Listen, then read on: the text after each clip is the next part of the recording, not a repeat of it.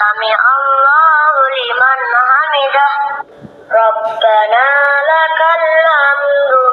سبحان ربي الأعلى وبحمده سبحان ربي الأعلى اللهم اغفر لي وارحمني